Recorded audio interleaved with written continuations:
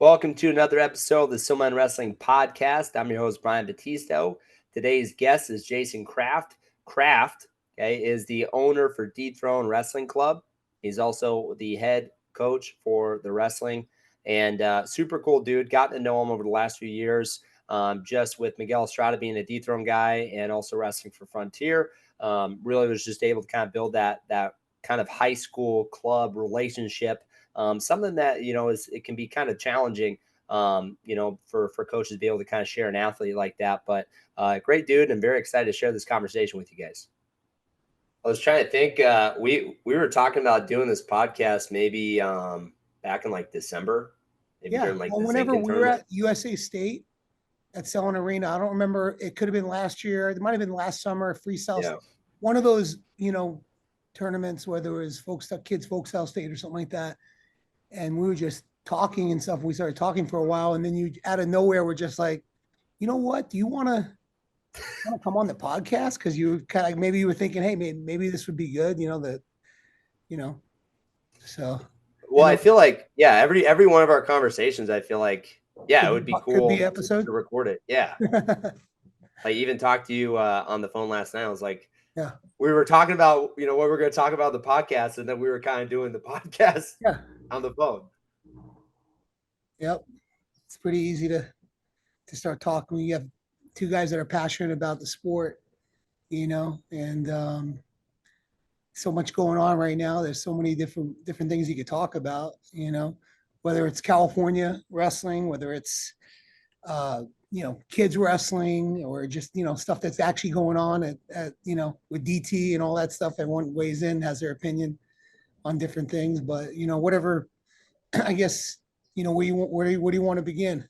I'm down to go wherever we go. I mean, we can talk about all that stuff. We can talk about maybe we kind of just start with like what'd you do today for practices? Like what was going on today? Today we didn't have practice. So we have practice Monday, Tuesday, Thursday, and Sunday. And Monday, Tuesday, and Thursday, 6:30. We go to about 8:30 pretty much. And right now we're just doing freestyle. So we're doing freestyle 4 days a week. And then we have practice on Sundays from 10 to 12. And it's the same thing. And what I've been doing typically is every Monday night, regardless if it's freestyle season or if it's folk style season, I do folk style top and bottom, regardless. But after trying to transition and hurriedly transition into freestyle, because you get out of folk style and before you know it, you've got kids. You've got junior and cadet freestyle state. You have in April, right? Your Reno ends that first weekend of April, Reno Worlds, and then within 2 weeks you have the state tournament. So I've got to expedite things pretty quickly. So right now we're doing only freestyle, but after kids freestyle state, which I believe is the first week of June, it's around June 3rd or 4th, like that weekend, USA State for kids, and it's Greco State for the high school kids. After we finish that, then Mondays are going to go back to folk style. And the reason I didn't used to do that, but the reason I started doing that was because, you do freestyle and basically, after Fargo, you get back in there on, in August, take a week or two off after Fargo, and then start getting back in there in August. And, it's like having to relearn it again, so to speak, even for myself coaching wise. I've been doing for so long, but as a coach, when you're doing freestyle and all of a sudden it's like, okay, now I'm getting back into folk style. So for me too, it's to keep everything fresh. And what I like to do on my Monday nights, and this is during the folk style season, is I really like to focus on top bottom because I noticed that myself coaching, with the club, it's easy to get on your feet and go over offensive attacks. That's fun, wrestle on your feet. And then, then you try to squeeze in, you remember, oh crap, I didn't do, we got to get some bottom in here. You know what I mean? So I said to myself, I'm dedicating one full day for top and bottom just to make sure I'm really, getting that in. And then we'll still do it in the other practices as well. but I don't feel as bad if I end up, not getting something, um, Yeah. and And that's kind of wrestling why I is started such doing a, that. And I also added scrambles. So we started doing on Monday nights, top bottom folk style, but then also, Iranian position where you're coming over, you're doing your ankle roll and you're all that type of stuff, and doing some actually some wrestling and some sparring out of those, funk positions. We do that a lot as well on on Monday nights. wrestling is such a like a skill intensive sport, and it's like that makes a lot of sense in terms of being able to retain that folk style skill. Do you feel like when you go from maybe a folk style top bottom practice during freestyle season and then it comes in competition, is that something that is sometimes hard for kids to kind of differentiate? Like if you get taken down, it's like go flat, silly, like Yeah. things like that. Or if you get caught up in a scramble, understanding you can't expose your back, maybe like with like if you're uh, you I know, think the way I teach freestyle, um, I think it's a very easy transition for our kids. And the reason for that is I really don't think there's that much of a difference between folk style and freestyle. Obviously, gut wrenching and laces and things like that. And what I focus on is getting into the troubled areas. I do a lot of like, okay, you're not a high crotch, right? And the kid that only wrestles folk style, right? He allows his hips to get high and he gets easily turned with a chest wrap or a crotch lift or something like that. Or you shoot a single and the folk style kid is just holding on, and then allowing himself to get tilted and turned. He doesn't feel that. So I try to just basically everything is the same. The offensive techniques that I'm showing during folk style season remain the same in freestyle. I do a lot of it's the basic stuff. If you watch senior level guys, for the most part, the stuff they're doing is snap down block go behinds. They're high crotch. It's single. It's a double leg. Now where it differs is using the double leg, okay, to drive him out of bounds and get your push out, right? yeah, Or you have an underhook on a guy and you'll push him to the zone in freestyle and you're keeping him in the zone. So we do certain drills where let's say one guy's in the zone, one guy's not in the zone, and one guy will have an underhook, one guy will have an overhook, and we'll drill. Okay, the guy who is in the zone with the overhook, he's trying to circle out. Well, I've got to keep my head in front of him. I maybe drop to a high single leg and I drive him out of bounds for one. Then we'll switch it and be like, okay, now I'm the defensive guy where I'm now going to use that overhook to redirect him because he maybe pressures a little too hard. And now I'm able to use that overhook to steer him out of bounds. And now I actually get to push out on him, being the guy who has the overhook and I had the disadvantage. I can turn him and steer him out of bounds. So we do a lot of those type of drills so the kids, can learn. My high school kids all pick it up pretty good, pretty quickly, and they have to because they have USA State. It's usually about like I want to say like the 17th or 14th or 15th of folk April. style or freestyle? Oh yeah, Freestyle yeah. State, It's yeah. like this. It's like So the my second or 16, third. let's say 16U and the juniors, right? They end up they kind of pick it up pretty quickly, a lot of them. And I try to get them in those scenarios where they can let the match get away from them in freestyle. So we do a lot of like, not a lot, but we practice. I shoot a double leg. The guy wraps a chest wrap up and he's looking to elevate me and tilt me over. Well, I'm going to post my hand. I'm going to cartwheel over and get my hips to the far side. And what I do is I explain, I go, this is actually, you use this in folk style as well. If somebody tries to high flyer you, where they grab the chin and they come under Yeah, and they try to do like a funky high flyer technique, like a Mantanona would do or something like that, or a Keegan O'Toole, you've got to post your hand, cartwheel over to the far side. You got to feel that as well. So, and a lot of the stuff you're doing in freestyle will transition to folk style, some of the skills. Obviously, the point scoring is different, the strategy is different. Um, but a lot of it does transition over, I think, in my opinion. no, I think especially like conceptually, like the best time to turn somebody, I think, is right after a takedown. I think everybody kind of Yeah. knows that. And, freestyle transitions are so crucial, especially if you really want to open a matchup and score a lot of points. Being able to finish a single leg and going right into a lace, Yep. going from a head outside right into a gut wrench. And it's kind of similar in a lot of ways with folk style. It's like, all right, as soon as you get that takedown, like let's put ourselves in position to establish a ride and then be able to create turns off of that. So Yeah. being really good at those transitions obviously are really good. And then knowing where the out of bounds is. Like even in folk style, you should have your butt to the center, especially, the way that they're calling, kind of sort of college out of bounds rules at the high school level. It's like, don't go out of bounds, circle back in.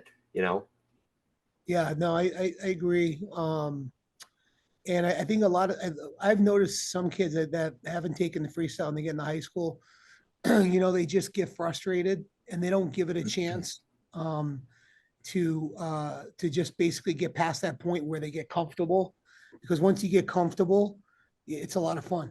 It's much more fun than folk style. You're not having to get away on bottom. You get taken down. It's like it's kind of like a pickup game of basketball. You're playing somebody and you score, and oh, that was nice, but now it's my turn. I got the ball, and now Yeah. I can score. It's kind of like pickup basketball, so to speak, as far as like it's high paced. And the kids that I know that are like, oh, coach, I really, I hate it. They haven't given it a chance to just really learn. Just learn it, and once you learn it and you understand it, it's fun, and it's just Well, another way to compete and get better in the yeah. sport. And I think it's like what you said. It's like kind of doing. There's a lot of similarities, but it's also kind of like doing a slightly different sport. You know what I mean? Where it's a little bit more like the pace is a little bit different. Like I think the analogy of pickup basketball game is pretty good. I think for me, like I hated freestyle when I was younger, but now I love it. Like I love freestyle because I can kind of wrestle like an old man. Like I can Yeah, chest wrap or I can head pinch yeah. or Head pinch. and I Always can a get great. points like that. That's a great old man move. The head pinch, the front headlock. Yeah, I get sneaky. I try to get sneaky with chest wraps. I'll like Yeah. loosen up one side so kids like, oh, I'm just gonna peek out here, and then Out I'll and then let go step and the over, or pancake you whip. come. Nice, Yeah, I'll whip them over. nice. But it's like I mean, you can obviously you can do that like that kind of stuff with folk style, but Yeah. I don't know. I think it's I fun. mean, I think it's if you give up a takedown in folk style, I mean, you got to get out. You got to get out. That's that's what I mean. another So it's thing. like give up a takedown in freestyle. That's why it's like, hey, it's okay. I gave up a takedown, but no big deal. I get a takedown. I'm winning now on criteria. Like, you know, so Well, it's yeah. I you mean, know being that's safe is the that's different why I thing say it's like too. fast paced, like pickup basketball, right? The guy hits a three, no problem. I get the ball back. Now I'm next. It's kind of like that. A little bit. I will say though, like if I go in the college room and I'm wrestling folk style, it's like if I get a little bit tired, which I will, Yeah. I can kind of like ride or I can kind of lay on bottom for a little Yeah. bit. And freestyle, if we're doing a 10-minute go, I might tech you within a couple minutes. Yeah. And then I got to wrestle the other 8 minutes, dude. I'm Yeah. tired. Yeah. You have to be mentally into it because at any given moment you can get caught in the lace if you get taken down and and we practice that a lot. We do a lot of like take down into the lace, take down into the gut, but mainly the lace off the takedown because so for example, on like anytime you can crack the guy to his hip on like a double leg, you shoot Yeah. high crotch, change off to the double. And then as you're taking him down, he lands on his side. You immediately drop to the ankles and cross one leg over. And then as you go, it gets tighter and tighter and tighter. And those are like the Especially things I work right away. you try to stop it and it might be kind of loose and then it just makes it even tighter. Yeah. Like Mhm. that's where you get That hurt. was like that's what I was saying. Like when I start, those are the things I do. Like I do, like when I'm starting, like it's I haven't taught one arm throw, one headlock, one underarm spin. I haven't because I still feel like at the end of the day that the offensive attacks work at the highest level, and it's nice to have those things. It's nice to have a nice arm. I had a nice arm throw when I was a kid growing Yeah. up. Um, But you're probably not going to use it. You might use it like maybe yeah, 10% of the yeah, time if, yeah, you most of it's catch going it, to boom. be Yeah, yeah. so again, like that's why I was saying, like I think my transition with my club is pretty good. I just explained, hey, double leg, we take them down, boom. Now we're dropping to the ankle, we're rolling. Even if we roll, as long as we cross their legs and we're able to lock up that, lock those ankles up low, you can go again and just kind of reset and go, and it starts to get tighter and tighter. So, you know, yeah, pretty much. Yeah. I have a question about youth wrestling. I guess what is like your general philosophy when it comes to teaching younger kids how to wrestle? And then how do you maybe When you say try young, to what age groups are you talking about? I'm talking, like you're brand new to the sport, Okay. 6U, 8U, kind of Yeah. that age range. And then how do you, I guess, at what point do you start maybe picking up the intensity, and maybe kind of just what is your overall philosophy on that? Because that's something I think with what I see, not just in the Central Valley, but throughout the country, it's like there's kind of a mix of I don't know if I should be going this hard at that age, or Mhm. we're just gonna go hard because we're trying to be champions. And um, When I first some started yeah. coaching youth, when I first started coaching youth wrestling, and this was back in 2012, 2013. I remember when I actually first started coaching, um, I had no idea what it was about. I remember, and at the time the kids were, 6U, like Dario Lemus. He was one of our first kids. He was 6U. Hayden Zinkin was 8U. At this time, I think Nickade was maybe like 4. You know, Nickade was like was sneaking in. Harold would sneak him in the tournaments. At 6U, I think he was like 4. And we were sneaking him in. And I remember Harold had gone to Reno, and the reason I'm out here is because of the Zinkin family and my Harold and those guys and Dwayne and Nick. Um, I had a relationship with them, and I came out. So when I um, was started the club, you can edit that. Yeah, I'll edit. It's not a big deal. We're good. I think the audio is kind of Okay. tough to edit, but yeah, I can chop up the video all day, so we're good. It's So okay. It just happens. going back to your question about youth wrestling, I remember when I first started, I was, just totally, uh, yeah. I mean, I was like into it. I was, I was, I've come a long way as a coach, personally, because I remember, yeah, just kind of just over coaching, I guess, so to speak. I kind of got into it myself a little bit when I was younger, and then looking back, and now it's like when my approach has totally changed. When they're 6U, 8U, I think as far as when they start to get 10U, 12U, then it starts to get a little bit more where you want to kind of pick up the intensity a little bit. But I mean, 6U, 8U, it's just get them out there competing, learning. Really what I look for, and this is what I tell my kids now, and I kind of play a little Jedi mind trick on them. Um, some of them, they'll walk off the mat, especially when they're 8U, 6U, sometimes 10U. And if they lose, they well up and they're about to cry, or so, I stop them right away, and I say, "Hey, look, man, you were trying everything that we were doing in practice." I go, "You were trying to execute the stuff that we've been going over." I go, "I'm happy," and they it's happened a few times. They get thrown back because they think that coach is going to be upset, and I say, "No," I go, "You're trying what we're doing." I go, "You're going to get it eventually." I go, it's gonna come as long as you're trying to execute the stuff that we're doing in practice, and I'm seeing that, and I see that you're trusting in it and you're believing in the technique and the stuff that we're doing. I go, I don't care. I know the wins are going to come down the road, and their total approach changes right there. Their outlook changes right there. They don't cry. They don't get upset. And I think it gives them a little bit of motivation, or makes them feel good. To know even if you do lose, all isn't lost. There's good things you can get out of it. There's good things to take from it. So that's kind of my coaching approach now. When I was a younger coach, just starting, I was like, man, this is unbelievable. Reno World, this is incredible. I remember thinking, I can't imagine if maybe one day I could have a kid that wins this thing. Like, it was just, it was just pretty crazy because I didn't start wrestling myself until I was in 7th grade, 12 years old. Yeah. That's when I started, and it was a different world back then. You didn't have the club system and all the stuff you have now with all the different tournaments and RTCs and the just the elevation of everything.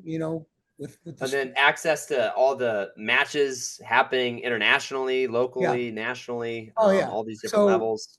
when I was growing up on Long Island and I was um, just a kid in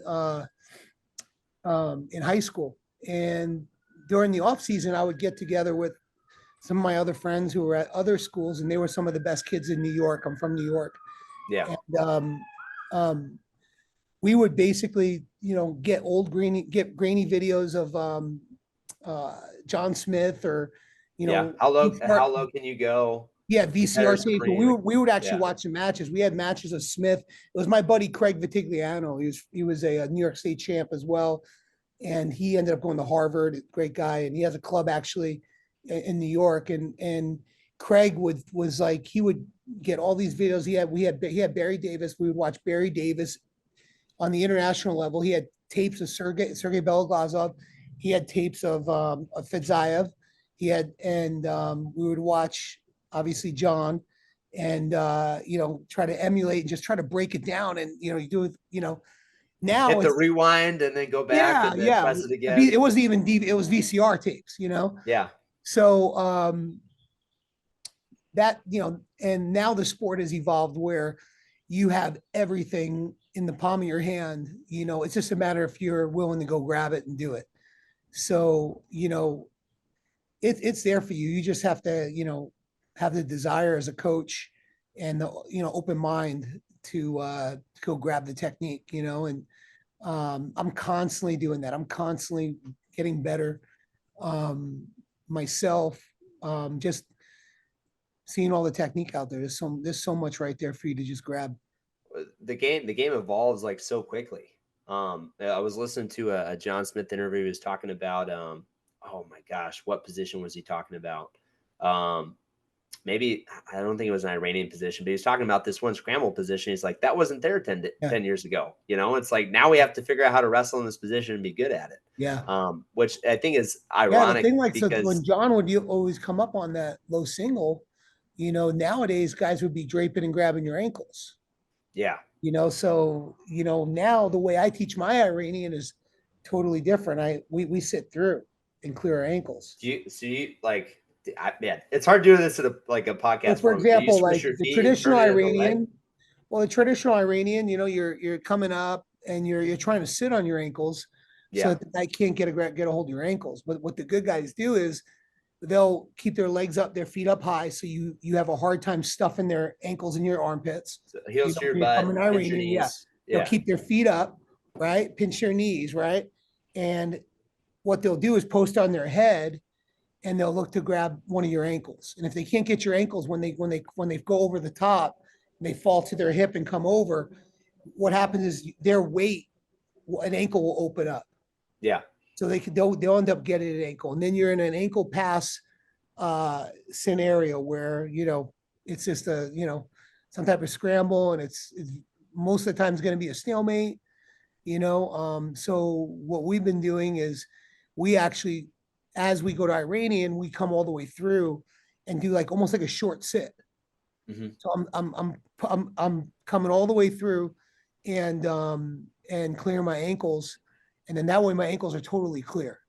So Yeah. now there's nothing for that really good scrambler to grab onto, and then we're just coming through. We'll catch a Turk there, or we'll double off. Actually, post it and double off and finish right there. So that's something we actually started doing this season because there's just so many good scramblers out there, man. It's just so frustrating to see a kid, execute a beautiful shot and get it, come through an Iranian and then get either taken down off a scramble or just stalemated out, So that was something I made a decision. I go, that's it.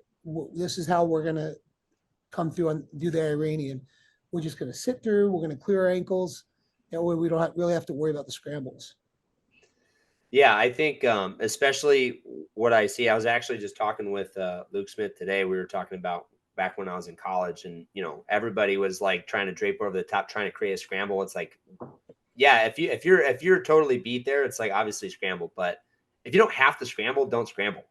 Yeah. Like don't get caught up with the game, because it's kind of like the higher probability of you scoring there is if you can get your legs back and your hips down, or you can even just block with your head and your hands. that's way easier, Mm. in my opinion, than they getting caught up in a scramble, which could be more 50-50 than maybe a down block and being able to move your feet. Yeah. It's less risky.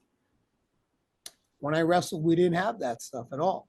Ben Askren started doing that, and he actually got that from my old roommate, Mike Ironman.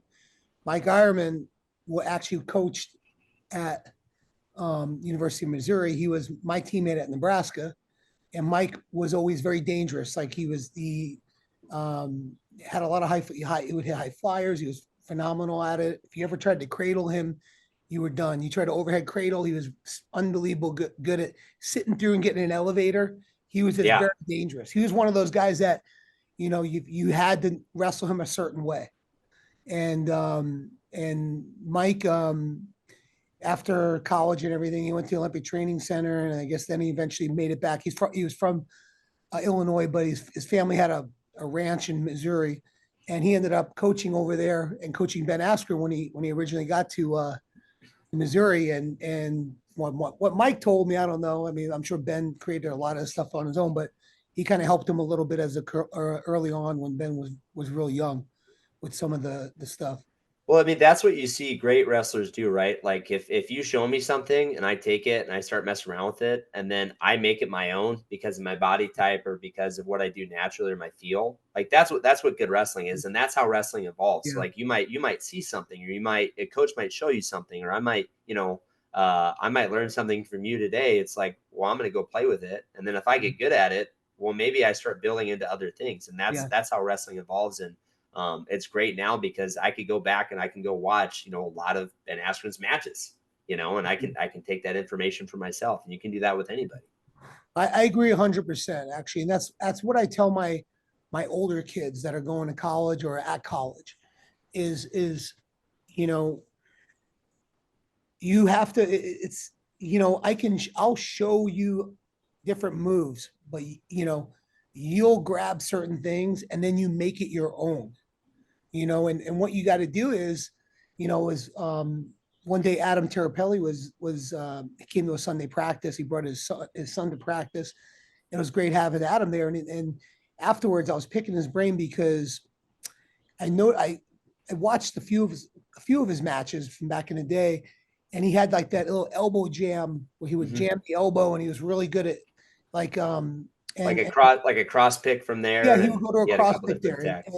and we were talking, and I was like, man, I go, Adam, I had a feeling because I had watched a match where Brands beat up on Pat Prescott. It was like a Yeah. famous match where, and Brands used to do that elbow jam, and I always tried to figure out how he was like doing that. It looked like he was just passing it, and he would even turn Prescott around backwards. He was behind him. He jammed it by so hard, and I go, man, do you remember that? He goes, dude. He goes, I watched that match just like what we're talking about. Adam watched that match with Brands versus Prescott over and over and over again, and was like trying to, and he kind of figured out what Brands was doing there. And then he showed it to me, what he did, how it felt. And I was doing it totally wrong. And it was actually where you kind of he lifted a little bit with it. And what he was explaining was, I started off with just this, where I would pass it and I would go to the far knee, right? And he would have like, maybe it'd be like kind of a pick, right? Yeah. Like a knee pick. And then he would go lower and he'd pick the ankle, and then the guys would turn into him. And so he would double off, and then they would do this. And he had like an answer, and he's like, and he started with the basic elbow jam that he was watching Brands do and trying to figure it out. And he started to figure out on his own. And he started having success with it. And then he started noticing, well, guess what, guys, especially in the room, when you wrestle them every day, they're going to start to evolve, and they're going to start to, come up with answers. And then that's how he developed his answers to their answers, and he had basically, at the point where he said, I had basically 3 or 4 things, and I did all these things very, very well. And I got comfortable with all these different things. And that's why he had so much success there. And I remember Joe Martin actually was home for the summer. He's at Northwestern now, and Joe was there. He was training, and Leo Contino was in there. And I'll say, guys, and it was after practice, and we were all talking, and Adam was going over it. And I was showing him, I go, this is what I'm talking about. I go, see, he had something that he kind of saw somebody do, that he kind of grabbed that technique for himself. And then he catered it. He started developing it. He did the work. He did the work to develop, an answer for all the different responses that your opponents are going to have, and I said, that's exactly what you guys have to do. I go, I'll show you this. I'll show you a 2-on-1. We'll go over these techniques. These are the basic techniques that everyone's doing, but you can create things specialized for yourself that you become elite at. And I'm like, being successful at a high level is not about doing a million different things, average. It's you create one or two things that are just become elite and are very difficult for people to stop. And if you think about our great historic wrestlers, whether it's John or JB or David Taylor or Snyder, these guys, they had something that they did, like a signature, so to speak, and they Yeah. could do it in 3 or 4 different ways, and nobody could stop it. Yeah. And I think one thing that I guess I'm trying to figure out for me is trying to one continue to develop fundamentals, because I think that's where a lot of high school kids and obviously our younger kids lack, is those fundamentals. But also trying to get them up to speed on that, while trying to give them also time to be able to figure things out on their own. And I think with I don't want to use like society as like an excuse. But I think that's something that a lot of kids that I've seen, especially with, our area, is like kids, it's hard for kids to be independent. They're so dependent on whether it's devices or depend on their parents. It's like, I think that's why wrestling is so great, is you're giving kids chances or opportunities to figure out things on their own. Yeah. Is that something like, when you're See, I working think I with these think high with school you is kids? Yeah, I'm go ahead. spoiled. I'm spoiled a little bit, and what I mean by that is I'm a club coach, and so I attract kids, especially at Dethrone. You know, we attract kids that want to be great. The parents want to be great.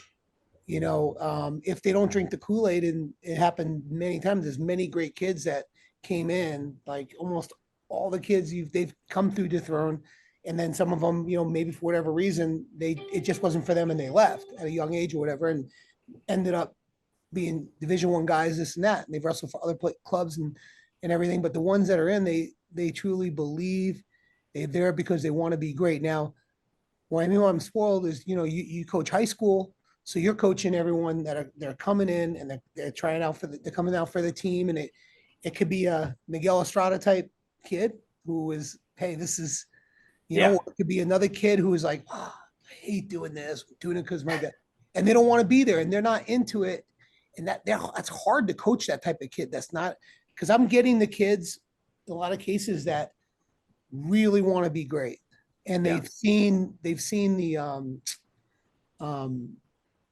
now that we have, like, we have a history now. They've seen kids go on to the next level, and they've seen champion, so we've got proof of concept, so to speak. And now it's just fun, man. It's a lot of fun, because if I had to coach a lot of kids, or I had to coach kids that I had to coach because I'm like an employee of like a high, because people have said to me, hey, man, there's this high school job might be opening. Go, dude, are you kidding me? I'm a yeah, club coach. I just want to coach like the best kids. And I want to travel around the country, and I want to go to Super 32, and I want to, go to Fargo, and I want to have relationships with kids that want to be great, that want to be state champs, that want to go on to the next level and be Division 1 wrestlers, and all that, and so that's, fortunately, I'm kind of lucky in that, so to speak. You know what I mean? It'd be tough for me to be a high school coach and have everybody in there, and have, yeah. some kids that don't want to be great, and they don't have the same goals as someone like a Miguel or something like that. That's, you know, so, I guess most of the kids, yeah. I mean, I do have some kids in there that, they want it, but maybe they don't have the same talent level. Everyone's been blessed with different things, but all in all, it's, very positive, you know, atmosphere and everything. And Yeah. How cool is that wrestling space you guys have? Yeah. It's, How many mats for one? There's like well, what, we 100 have, okay, mats? so yeah, we ended up moving a location to a newer location, about 10,000 square feet. And so it's got all of our wrestling mats. So we have 4 wrestling mats in there. And then we also have a space for jujitsu and Muay Thai, because it's a mixed martial arts gym. And under those mats, those two jujitsu mats, we have a spring floor system. So everything's elevated up. So when you go on there, it's super cool. I mean, old guys like us, and I'm way older than you, I'm ancient, you're just a little bit old, but you go in there and you're like, man, I feel like you could bounce around on it. I love You're that. I ready love to, that sound. I love that sound. The boom. yeah, I yeah. love it. You're ready to wrestle. You're ready to Yeah. shoot. You're ready to, hey, throw me, man. I mean, it feels like you land and you feel good.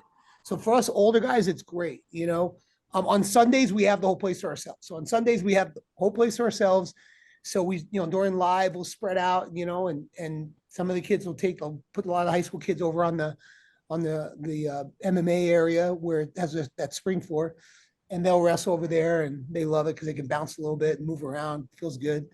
But yeah, we got a good space now. It's pretty nice. It's awesome.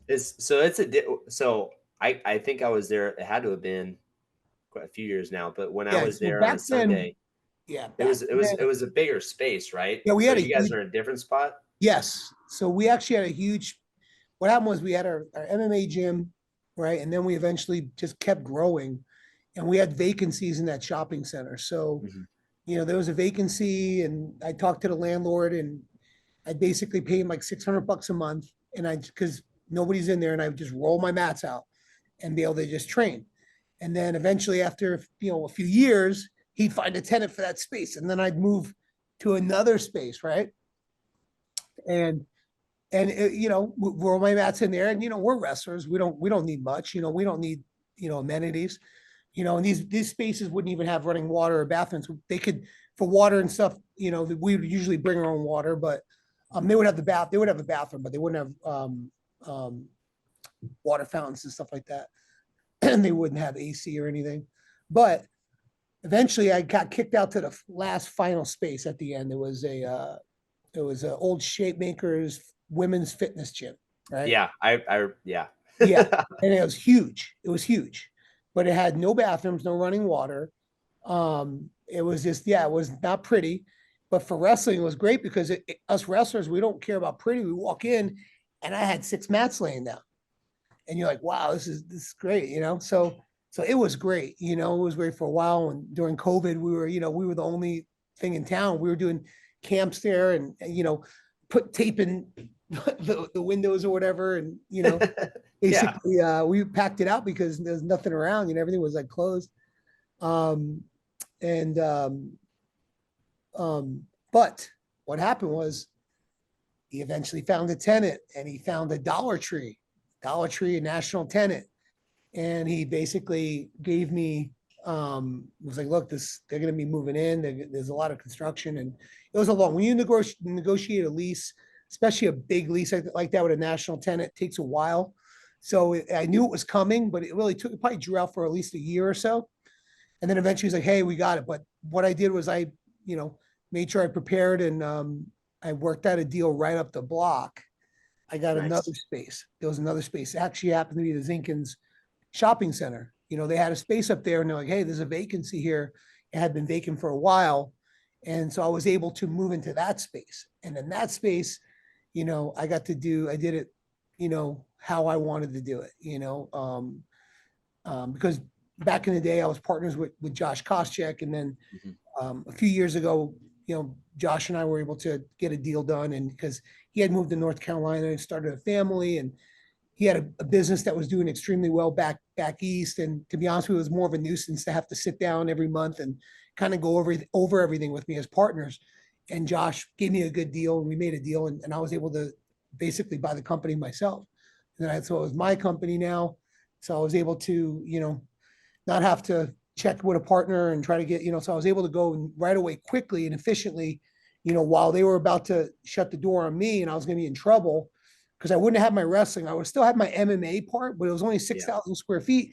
and the wrestling program was its own animal. It was at this point big.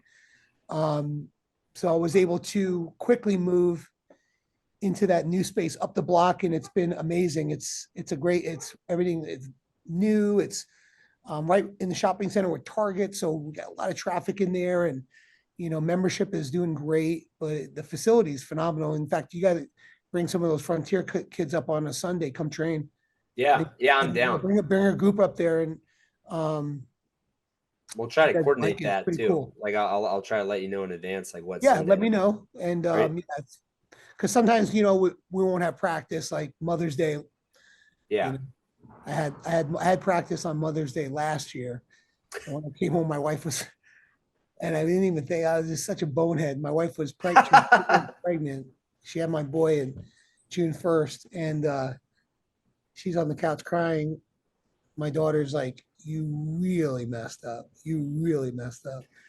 So I had to actually cost me $2,000. I went and got diamond earrings, and so that was an expensive mistake. So Yeah. I remember this year, no practice, canceled practice on Mother's Day, so we didn't have practice on last Sunday. So, Yeah, yeah, a kid texted me. He's like, "Hey, like, can we get a practice in?" I was like, in my head, I was like, "Well, I could probably just wake up early before everybody and sneak one in." I was like, yeah, "Nah, it's Mother's Day. Just go spend yeah, time yeah, with your mom." Like, you know, yeah. That was not, yeah, I mean, that's happened. That happens. I think part is like, you get so focused on something, yeah, it's hard to kind of like pay attention to other things that are also important in your life. yeah. And that's something that I kind of make a regular habit of asking guests that come on the show. It's like, how do you balance those things? Especially, as a club coach where you're traveling to Super 32 or you're traveling to Pittsburgh or you go to all these different places.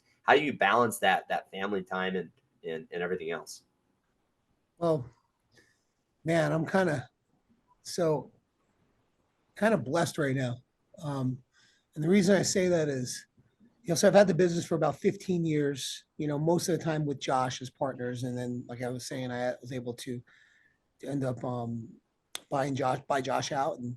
And now, things are going real well. The new location is doing well. And I've trained my staff where basically the business kind of runs itself, so to speak, a little bit, and all I do is coach wrestling.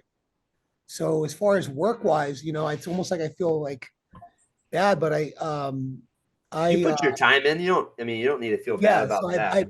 what I would mean is like I basically just coach wrestling 4 days a week, which is a passion of mine. It's not a job. The way I feel, I love it. The kids are like my family. I got my birthday coming up and my son's birthday.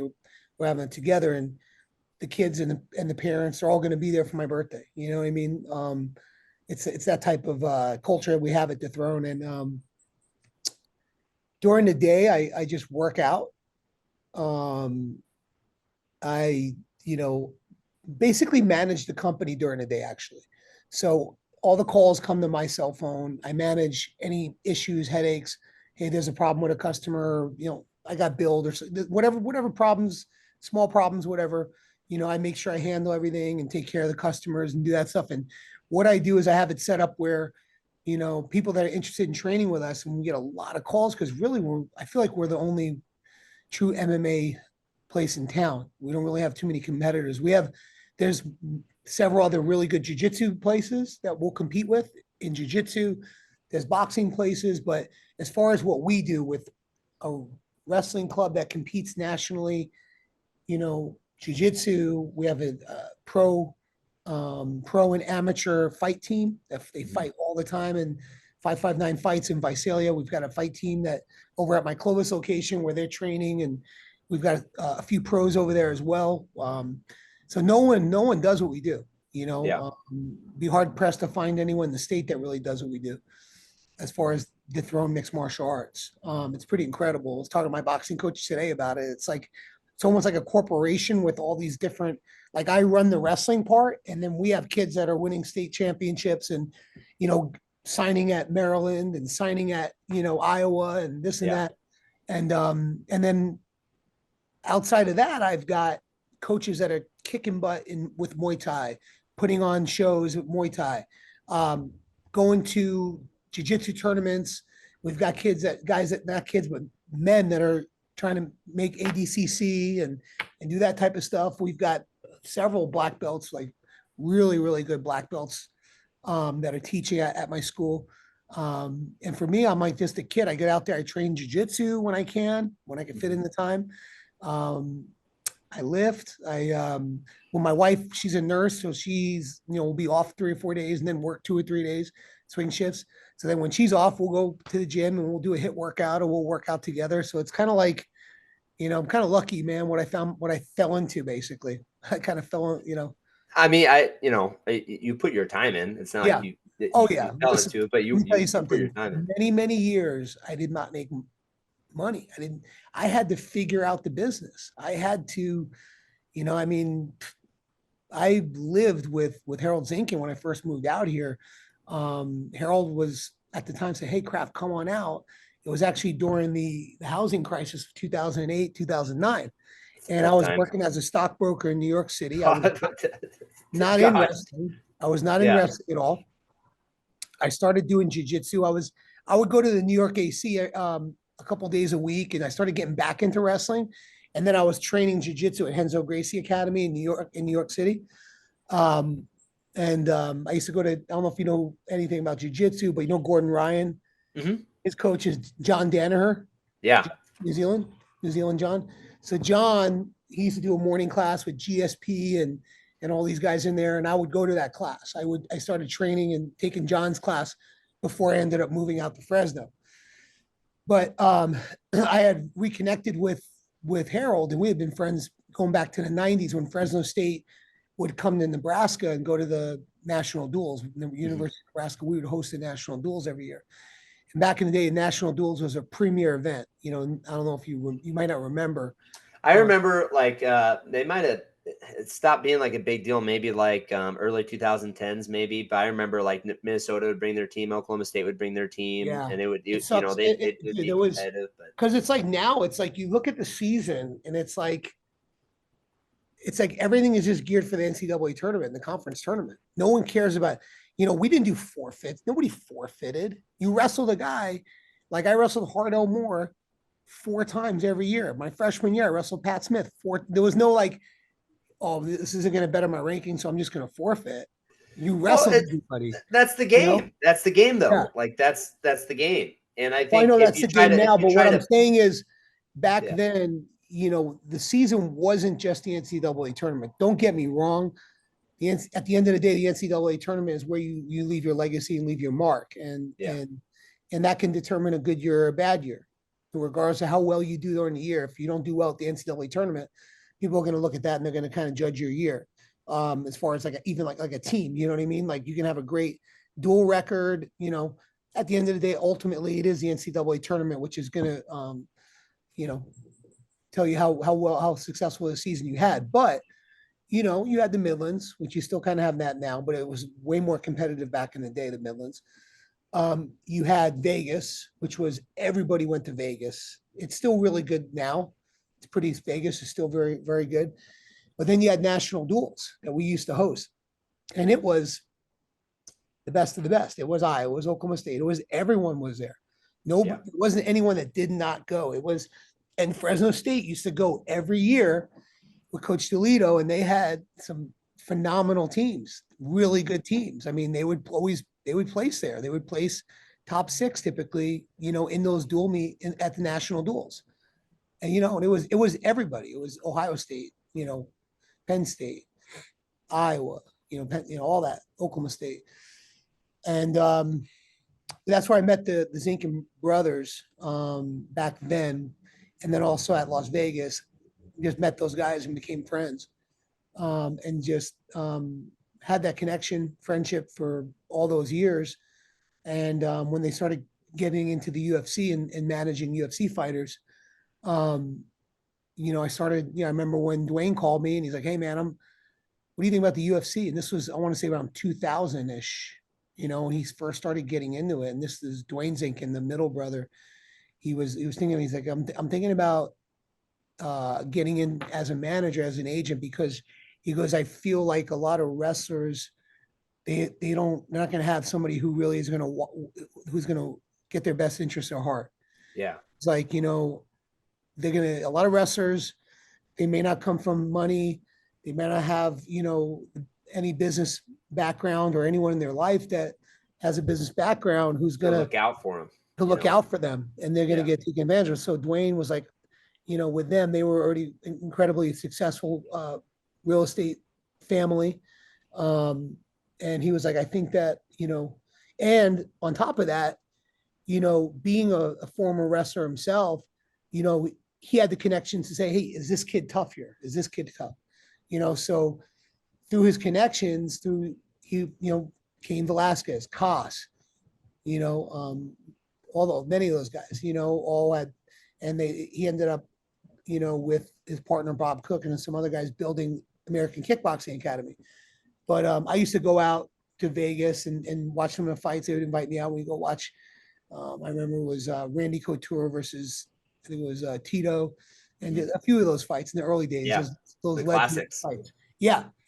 So we kept that relationship, and then in 2008, 2009, Harold was like, "Hey, come out to Fresno, come check it out." And at the time, I was like, "Man, I'm living in New York City. What am I haven't had a car for years. I was a city guy, And but it was time for a change, It was, being a broker is up and down with the market. And at that time it was down. Everything just got crushed. Yeah. So I was gonna have to rebuild my business anyway. And man, it just seemed like a exciting opportunity to get in MMA. But going back to what we were saying, yes, I paid my dues. I made many, many mistakes with the business, just dumb things, I had to learn. Everything with that business now was literally created from scratch through trial and error, every little detail down to the, everything, was created through, oh, that's stupid, or that didn't work. And then I would try different things to generate sales or whatever. Yeah. I would try anything, and it's kind of like with wrestling, you just evolve, and now it's to the point where it's doing real well. Well, I think being able to push back or push through maybe some of those, those setbacks. I mean, that's kind of that wrestling mentality. And I think, especially when you start a business, to be at it for, 15 years, like that's not like a quick amount of time. It might feel like it, but I can't, imagine all those hardships that you've had to go through. And so many times where that option to quit could have opened, and you're like, nah, I'm going to keep trying to figure this out. Yeah. When I first moved out, I laugh at myself. I don't know if you ever do this, but I'll be 50 June 14th, Dang. Yeah. I know. And now I just laugh at myself. When I was a kid, I just chuckle at, like, God, that was a dumb idea. You just look at yourself. You're like, why can't I go back in the time machine and freaking, be like in Back to the Future when he went and taught dumb, old Biff. But you don't know how it's going to change the future. You idiot. Yeah. Yeah. So, yeah, man. But you know what? That's the process. I mean, I just I like to listen to a lot of audiobooks, and, I just listened to Elon Musk's, audiobook that just came out recently, and man, unbelievable. The guy was incredible. But yeah, one of his biggest traits for success, I think, that he has is when he would immediately see something wasn't working, and even if it was his idea, several times he had certain ideas that he believed in, and they were proven to be wrong. Elon in 2 seconds would shift immediately and would change course right away and say that was wrong, and he would send an email to Tesla and everyone, or at SpaceX or whatever, and he would say, you know what, I was wrong on this, guys. We're going to go here. We're going down this direction now. And it was, I like to read or listen to, I should not read, but listen to the audiobooks of, like, it just came out, like maybe like it just came out recently. I think I got it. I know there's a couple different Elon books, but it's just Elon Musk. It's by Walter Isaacson. Mm-hmm. He's done a couple other I'm listening to Jobs now. So I Jobs great. Did Elon, and then now I'm going to Jobs, and I kind of already know Jobs' story just from watching those movies. There were a few really good movies, I think, based on the book too. So I kind of have a little brief overview of jobs, but he's kind of similar to Elon, and it kind of reminds me like, and in the book, the guy Walter Isaacson, I don't know if you'll get this from, but the narrative is kind of like a little bit negative on Elon because he's mean. He's mean and Yeah. he's very like, you're fired, because his whole thing is he's like, we have to keep progressing forward if we're ever going to make it to Mars in my lifetime. If we're ever going to, if we're ever going to be totally electrify all of our cars and get rid of these gas cars and electrify all the cars, we have got to keep pushing forward. And even when Tesla was about to go, they were about to go bankrupt in 2018, he lived in the factory with his pillow and basically willed it to happen, so to speak, so. And now I'm on the jobs, and there's also Leonardo. There's a bunch of Walter Isaacson. Great, he does Einstein. Yeah. A bunch of good ones. So I love it. So I don't know if you know this, but I teach U.S. history. oh So man, I for me, love it's history. like I'm a huge history buff. it's like a superpower. Like if I can learn from other people and figure out their mistakes or their successes and then try to apply it, like that's kind of honestly a big reason why I do this podcast. So I get to have a reason to record these conversations with people, and it's interesting. And you ask people questions, they're more happy to give you the answer. And I'm just like, yeah, I could try that. I could use that. Well, because when I travel for wrestling is when I really listen to a lot of my audiobooks. And so I've done Alexander the Great. Yep. I've done Hannibal, which was Hannibal, savage. It was incredible.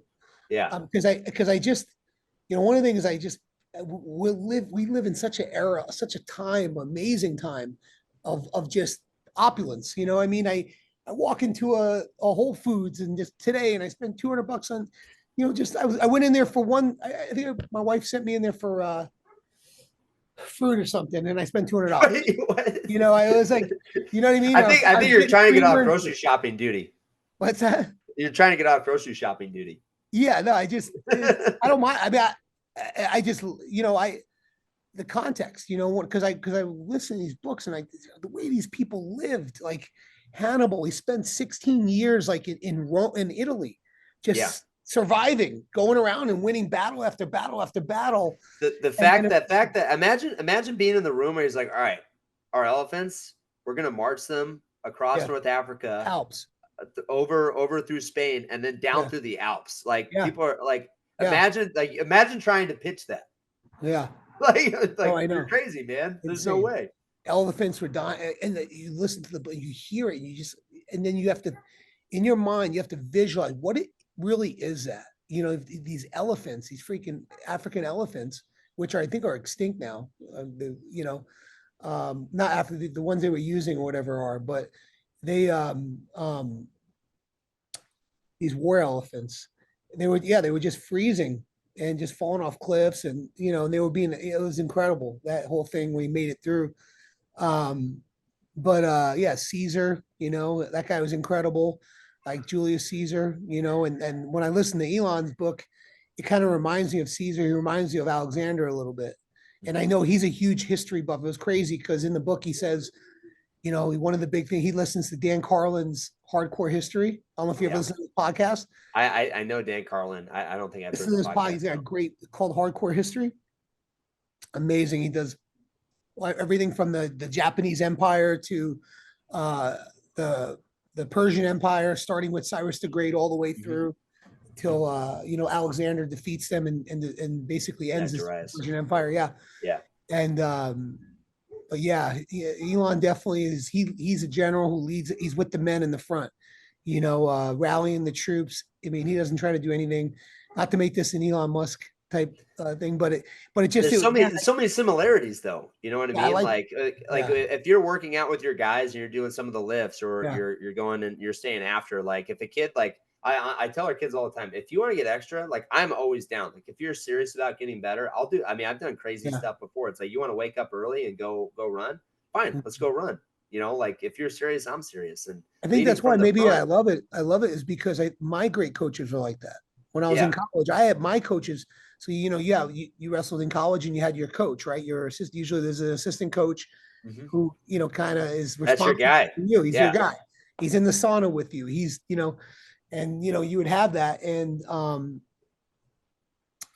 yeah, it's the same type of thing. And I try to be that for my guys, and I have sat in the sauna with them and, you know, done whatever, walked them through, hey, gotta, here's how you got to plan your meals. Or, I mean, I've walked many of them through the recruiting process, especially because they've never gone through the recruiting process.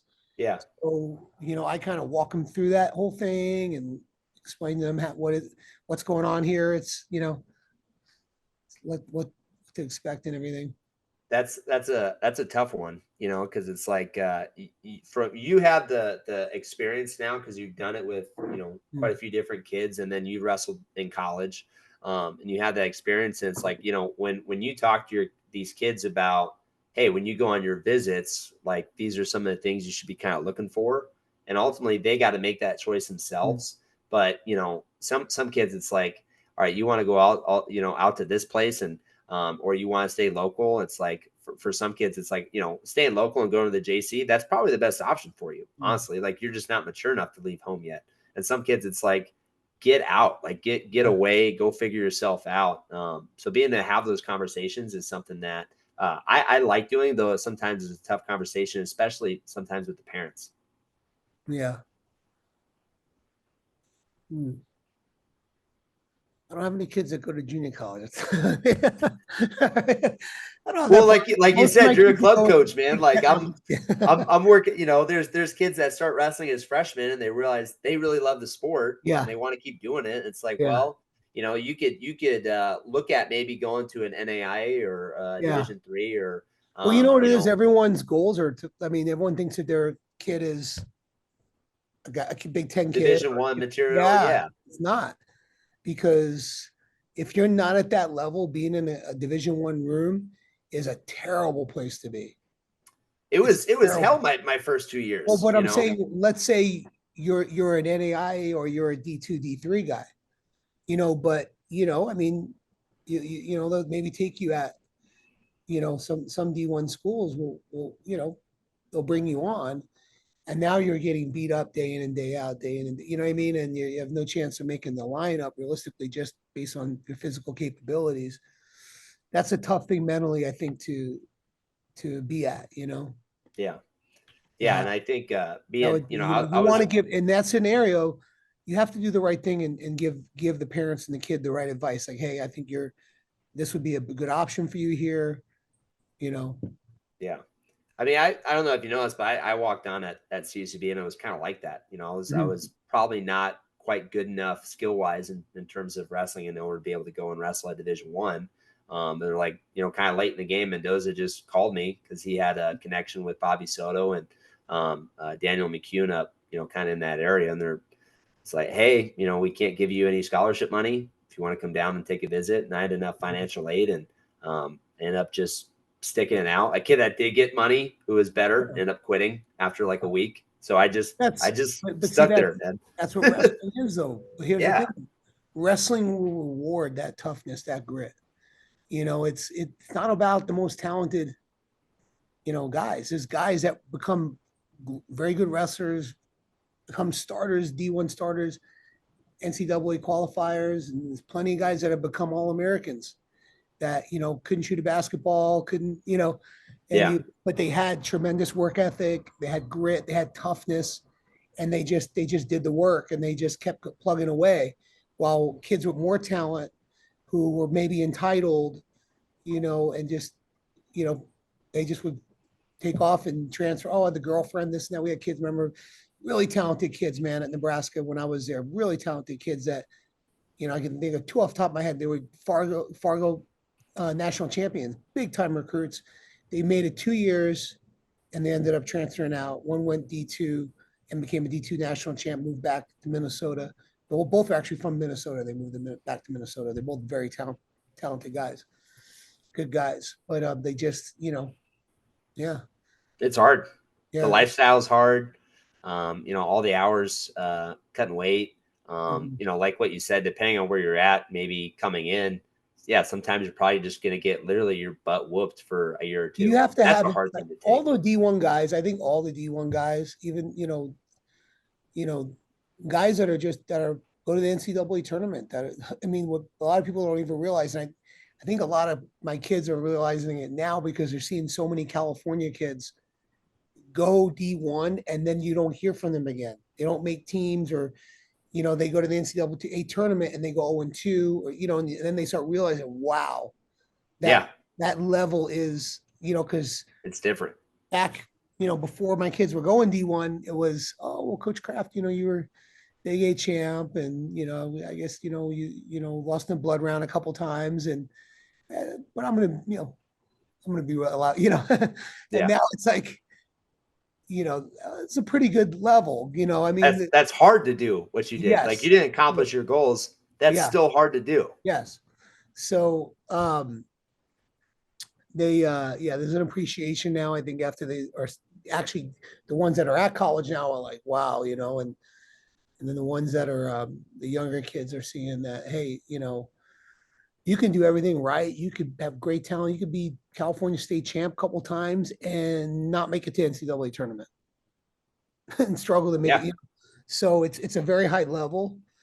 But well, going back to what you were originally talking about, is every one of those guys that are on Division I teams across the board, guys who are backups, guys that maybe don't quite make the team, but these are tough guys, man.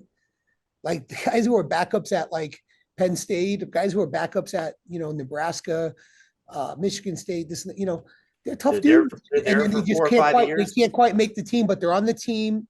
Maybe they do make the team their senior year, and maybe they don't go to the NCAA tournament, or maybe they do qualify and go to the NCAA tournament and they go one and They two.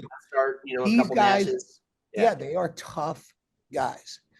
Division I wrestlers are a different breed. Guys that, when I say Division I wrestlers, I mean the guys that are on the team that are multi-year starters, that are, or they're on the team 4 years, 3 years, out there competing, winning matches.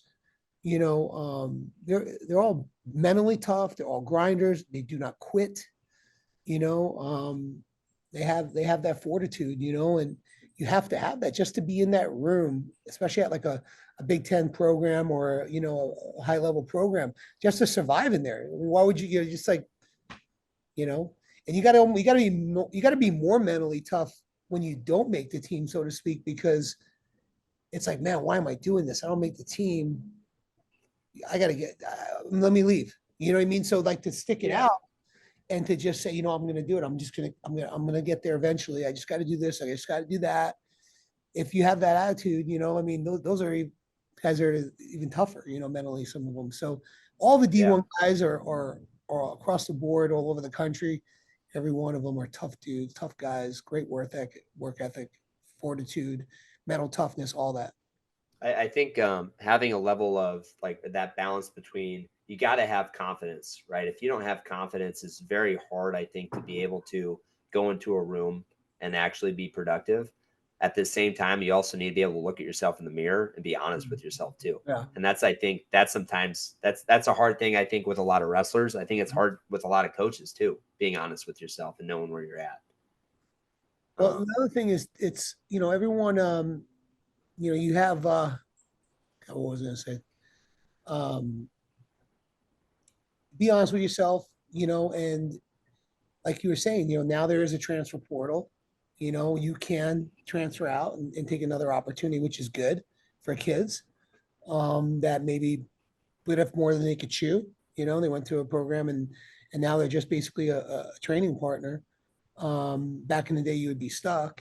Yeah. Now you can hit the portal and go to another D1 program, or go to maybe a D2 program. But it's hard. It's hard for kids to, be at that age, at a young age like that. I think to be able to take a self-assessment like that. You hopefully have people around you that can give you the right advice and stuff. And but Yeah, I mean, I was behind Bryce Hammond and Adam Fierro for 2 years, and then my third year, I'm like, all right, now it's my time. And there was a guy that they recruited at the same weight, was a 2-time state placer, was on scholarship, and I lost my wrestle off, and it was something like, crap, like what, I thought this was my time, and I really had to look myself in the mirror, and I eventually was able to earn another wrestle off, and I got it, and I was yeah, able to keep the spot, but it was like, don't expect things then just because you got your ass whipped for 2 years that now it's your chance. That's There's wrestling. always somebody else coming in. Yeah. That's it's their goal too. Yeah. So when I got to Nebraska, I redshirted. Matt Linlin was the starter, and Matt was at the time. We had a really good team. We actually beat Iowa that year in the duel at national duels. We ended up losing to Penn State in the finals, but we had a loaded team. Tony Perler was on that team. Corey Olson, who took second to Randleman twice, was on that team. And Matt was ranked number one in the country. He was 36-0. And he ended up losing first round at the NCAA tournament. And then back then you couldn't wrestle back. If you lost first round, you couldn't wrestle back.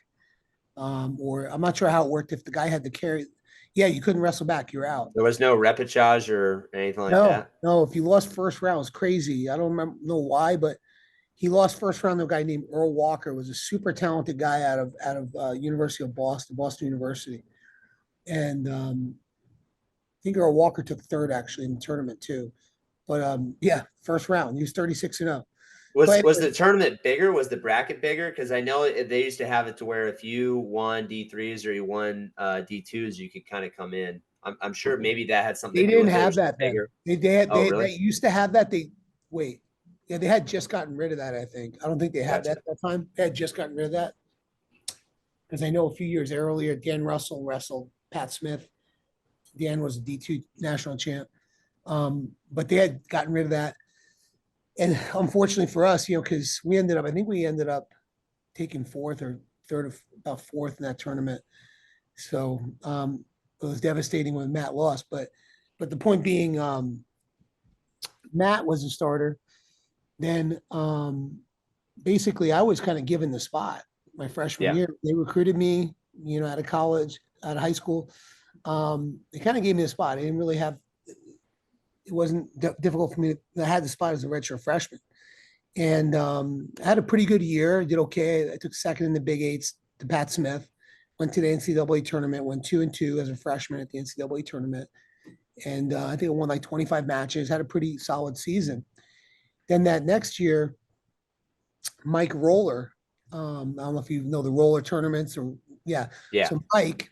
There's like a million rollers. There's like he's a brother with he's Shane's older brother, really talented guy at Oklahoma.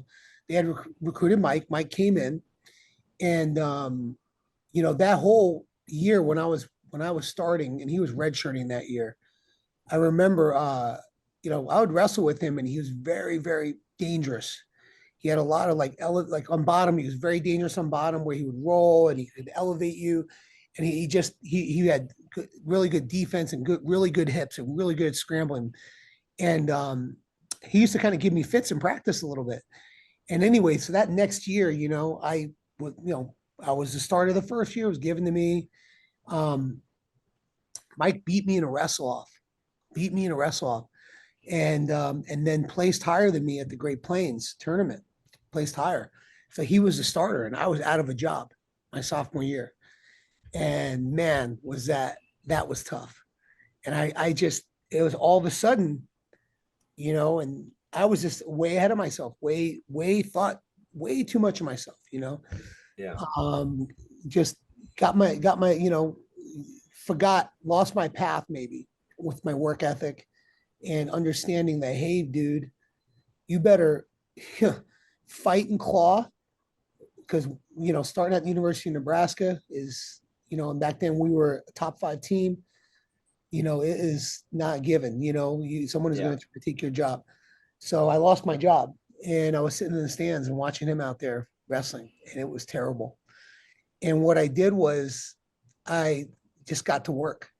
And while Mike was making weight and traveling with the team and being the starter, I was working out.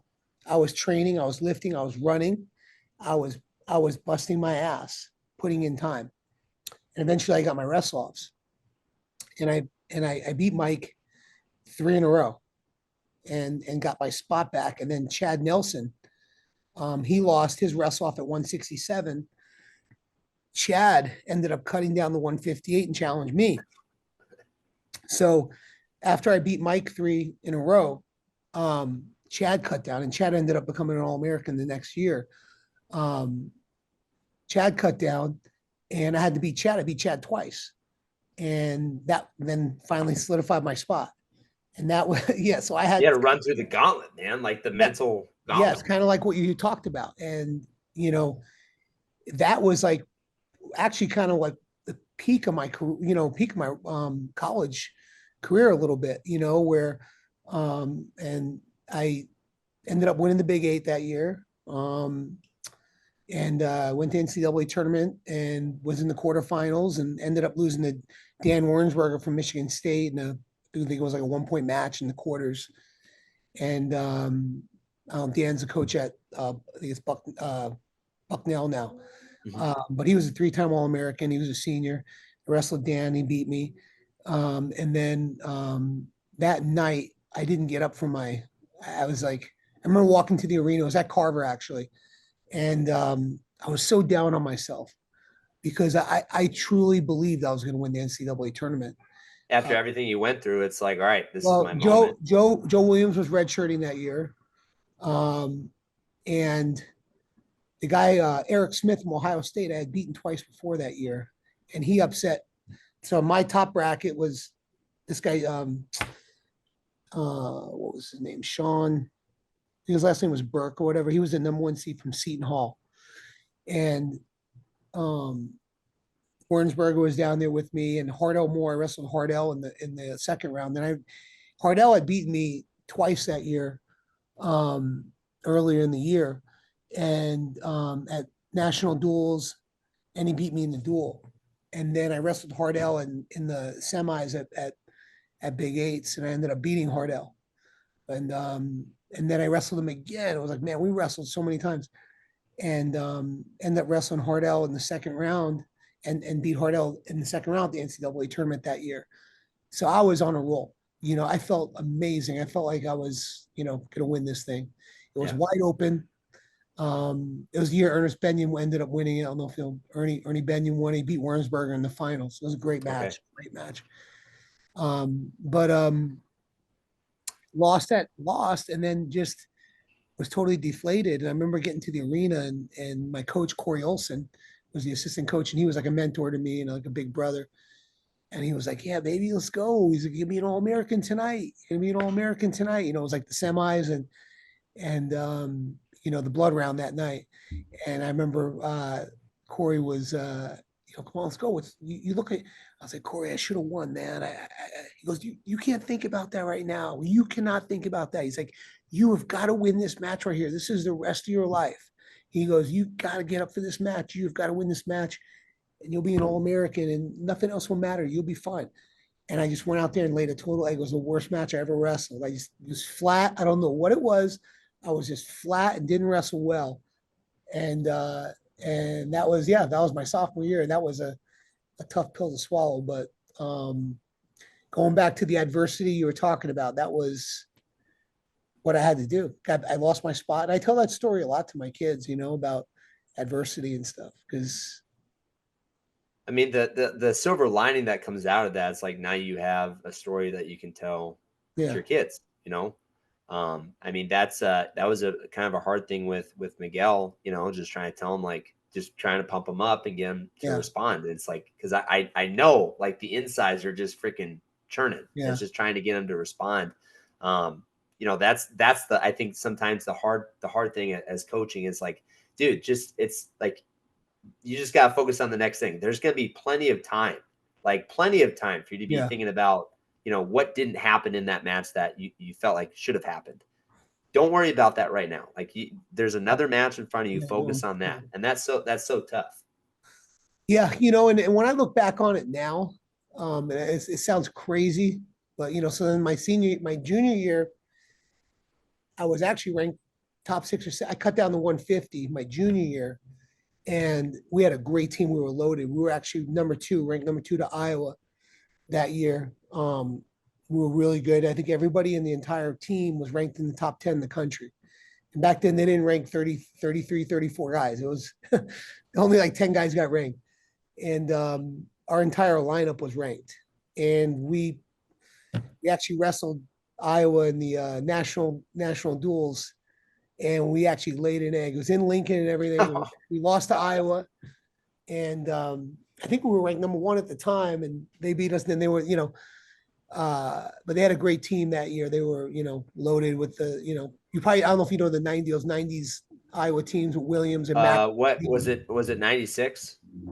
This was actually, yeah, it was That 96. 96 was like arguably one of the best teams, Well, right? Like 97 they had was. the record. No, Okay, 97. The got it. next year, Okay. yeah. That was my senior year. Still, Yeah. still 90s. I mean, yeah, that mid That team 90s was just like Iowa team. they had Mena, they had McGinnis, they had McElravy, right? they had Lee Fullhart, they had Yeah. McElravy, all those guys. And I cut down to 50. It was a huge cut for me. But I ended up getting injured at the Big Eights, and I was all year ranked top 8 in the country. And now all of a sudden it's like, man, I go for my sophomore year winning Big Eights in the quarters, plenty of time. This is going to happen. You're right there.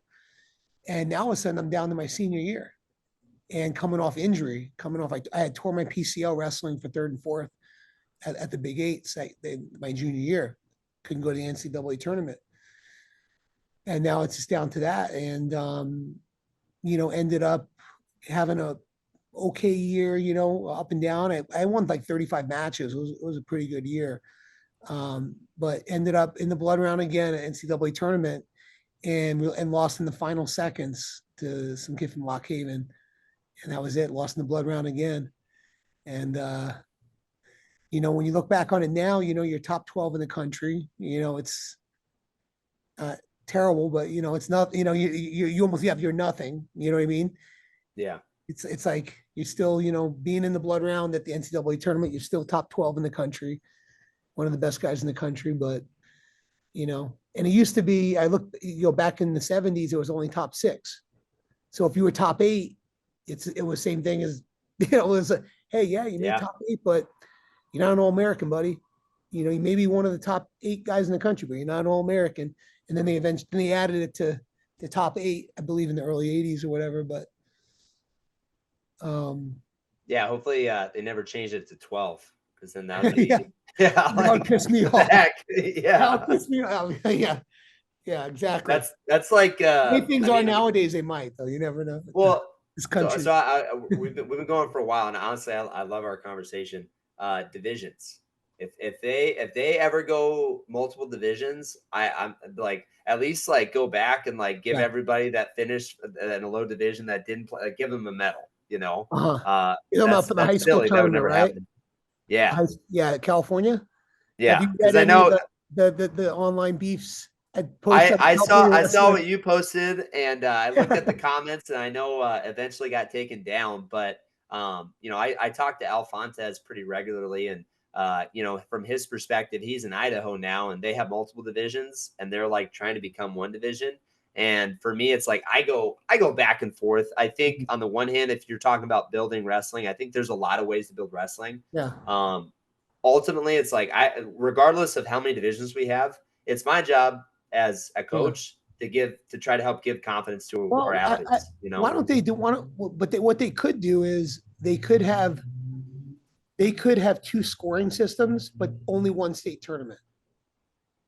So you keep the same. Keep track. You have the smaller schools in D2, and the big heavyweight, schools, the Powways, the Buchanans,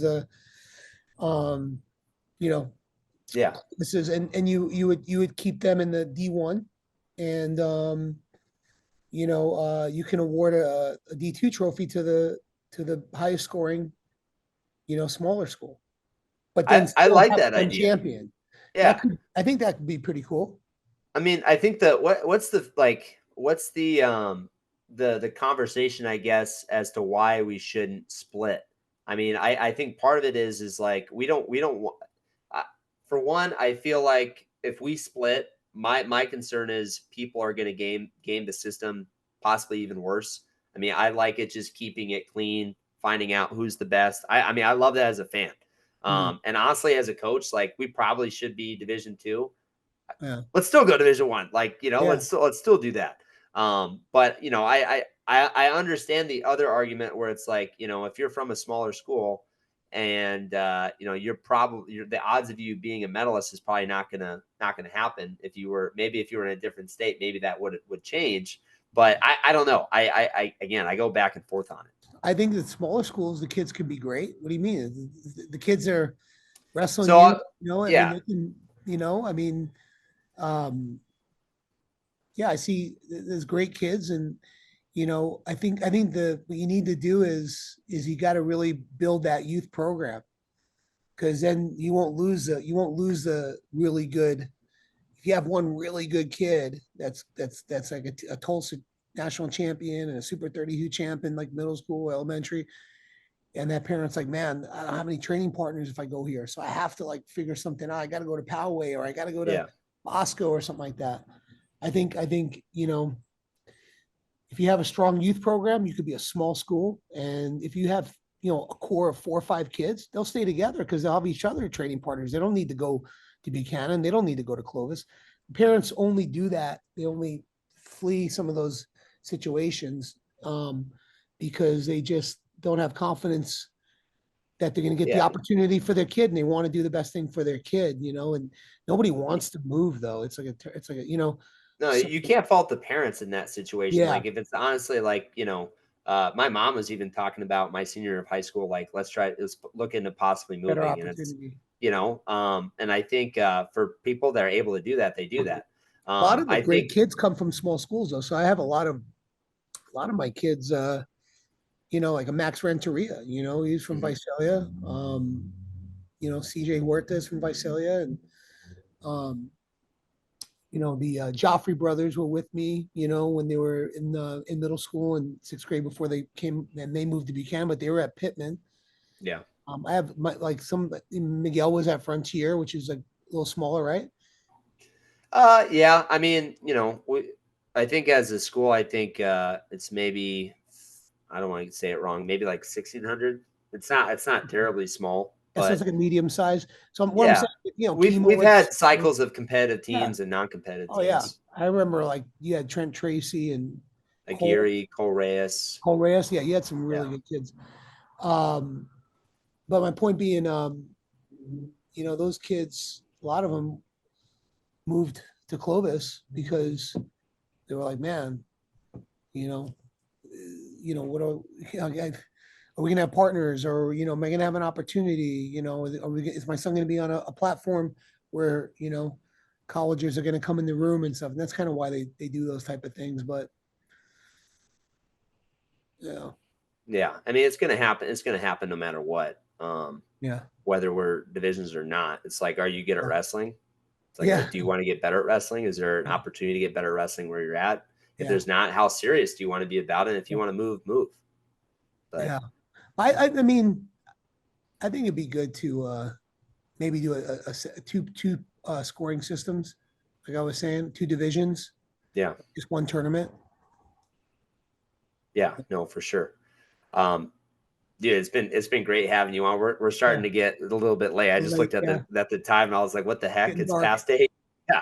Yeah, kind But of honestly, rambled. We this missed a lot of topics. We were going to talk about, which teams in California, going into next year's season. We could maybe come back sometime and talk about that. We could talk about um, current events, things like that. Those are some of the things we had put on the agenda, but I'm down, honestly. kind of rambled. But no, it was fun. It was fun. Yeah, And I think we talked a little bit on the phone, but I think as being a high school coach primarily, and you're a club coach primarily, and yeah. having to share athletes, I think that's something that Oh yeah, you when wanted I to ask first me. I started. remember this was, but Yeah, yes. that's. No, I mean, that's okay. There's stuff we didn't get to. I mean, we no, can well, talk let's about let's it. talk about that real quick, because you had asked Yeah, me about, and this was an important thing, and I feel like not even talking about this would be dumb, because it was one of the reasons, one of the things you wanted to talk to me about was the dynamic between club coach, high school coach, and you were saying how you think in Pennsylvania they have a really good working relationship with clubs and high school coaches.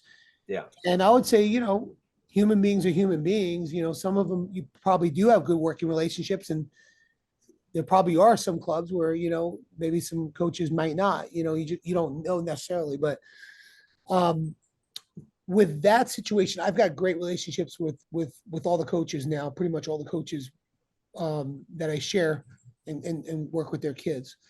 Um, but it took time to build those relationships. Um, I mean, I've back in the day, and this was a while back, Clovis kids would not come and train with me, and I would have some Clovis kids like Gianno Petrocelli was one of the first kids I started working with when I moved out here. And I He's would at Air Force, right? was at Air Force, yeah. Gianno's at Air Force, and I was doing like privates with Gianno and just working on a one-on-one basis with him. And when he got into ninth grade, he was originally going to go to Clovis North, and then he transferred and went to Clovis. And when he got to Clovis, he was like, "Hey, coach, we can't come anymore. We have a system there, and they like for us to just kind of stay here, and they don't want to have mixed messages." And they didn't really know me or anything, which is, I can understand that. I'm an outsider. I'm from New York. I'm not from California. Um, and so I didn't have any Clovis kids. The Clovis kids, I had like Max Anderson, I had him. He got to ninth grade, he left, and just, they were just kind of, and they were tremendously, I mean, they was tremendously successful. So they had a system they believed in, and they were winning state championships after state championship and doing a great job. And the core group that I had actually was feeding into Buchanan. And they ended up my original group with Rocco Contino, Joe Martin, Max Renteria, George Reese, and Jaden Martin and a bunch, all those kids. They ended up at the time were fifth and sixth graders, and they eventually went into Buchanan, and Troy was cool with me, and Yeah. Troy was like, as long as they're doing what he wants, he wasn't deterring them from going and training extra with Kraft at Dethrone. And that was kind of the way he was, and I always always tell them, hey, whatever your responsibility is with your high school team, you make sure you do that first. And that's why I had Sunday wrestling. I started Sunday practices on Sunday. I was one of the first people to do that. And that's when and it became a huge practice for us. We would have people drive up from Southern California, Bosco, Gilroy, Oakdale. They would all come down. We would have these huge, and this is when the kids were, youth kids. They weren't even, I didn't have too many high school kids. And it was like legendary Sundays at the Throne. I would do that specifically so I wouldn't butt heads with the coaches. I would try to go work around all their tournaments and stuff like that. And I mean, and then I would get in the corner with Troy. Troy and I would sit in the corner together and coach one of our kids. It was great. And then recently, and to the credit of kind of Harold Zinkin and Nicade Zinkin, Nicade started going into Clovis, and obviously I had coached Nicade since he was, I mean, I knew Nicade when he was 2. When I moved out here, I lived with Harold, and Nicade was a baby, and I was there when he was learning to swim and holding him in my arms, and in the hot tub and everything, in the pool, and Nicade went to Clovis, and Nicade obviously was going to continue to come to Dethrone. So Adrian Reyes started coming to Dethrone, and Mark Marina had been with me forever, actually. Little Mark was one of my original. I had him since he was 6. And I went out to Super 32, and Adam and Gabe Schaefer were out there. And I don't think they didn't quite know me that well, but that weekend, it was about 2 or 3 years ago, I got to really, we hung out, we shared the corners together, we went to dinner, and it was great. And they got to know me as a person. And ever since then, I've had a phenomenal relationship with Clovis High. I got tons of Clovis kids that come and train with me, and lots of Clark kids, and still lots of Buchanan kids. And now I've got Clovis North kids that are, so it's great. But those relationships take time. Yeah. A lot of times they're, I mean, you have to, as a club coach, you got to respect these guys. You got to show them respect. I try to show everybody respect, and let them know that, you know what I mean? So they don't feel threatened by me, like I'm not going to try to undermine them. And, like I always, like with you guys, we have a good relationship. Coach Carlo, we talk, and, see you guys at all the tournaments, and I'm always like, hey, bring guys up. You're always welcome to come, and that's important to do so they come, so you guys can come and see. Okay, what's he? Oh, he's showing good stuff. Okay, this is good. I trust. I'm going to send my kids here because they are. This is good stuff, and Yeah. and then you gotta bring people in, and it takes time though, man. It takes time. Well, I mean, that's why I almost think too, it's like it's kind of my duty too to go and investigate. Like if kids are going over there, it's like let's if Yeah, your door's open. I know I can go over there and I can go check out a practice. And if it's something that I yeah, feel like is going to benefit our kids, then why would I say no? The only yeah, thing that it could potentially why I would say no is my ego. And it's like, yeah. dude, I'm not here. That's something that I feel like I've kind of grown a lot since I started coaching was Mhm. I need to do ultimately what's best for the kids, regardless of the Yes. situation, and not like, why am I saying no or why am I hesitant?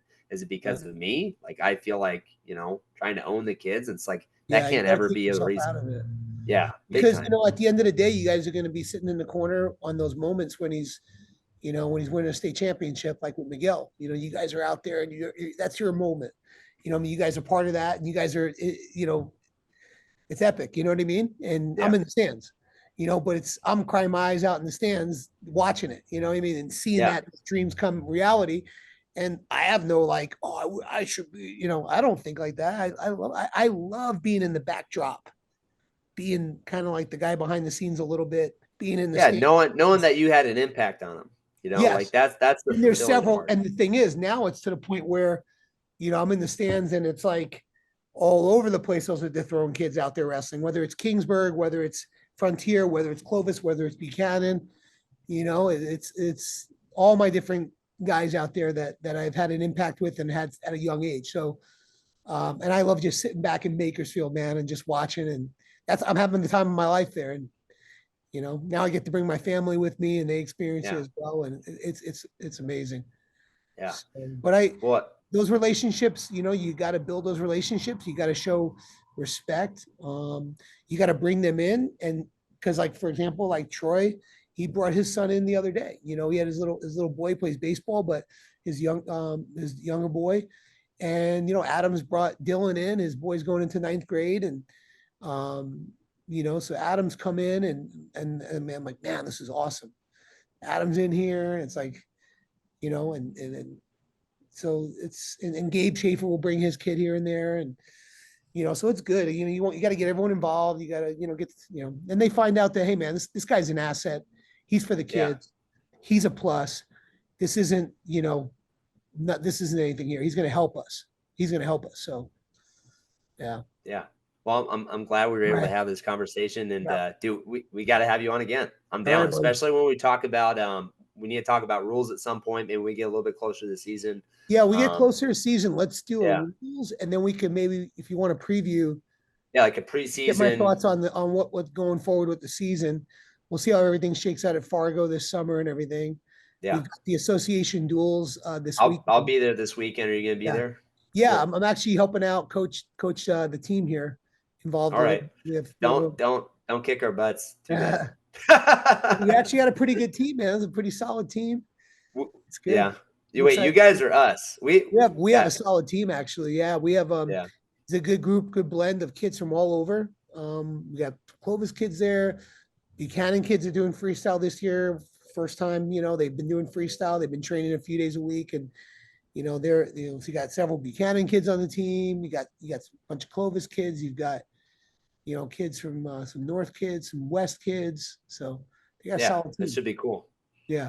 All right, man. All Well, I'll right, see you buddy. this weekend. Talk to you later. Bye. All right. Bye. That was episode 56 with Jason Kraft. Again, if you guys have been enjoying the show, please like, comment, subscribe to our YouTube channel. We are also on Spotify. We are on TikTok, Facebook, Instagram, and Twitter. Okay, thank you guys for enjoying the show, and see you guys next time.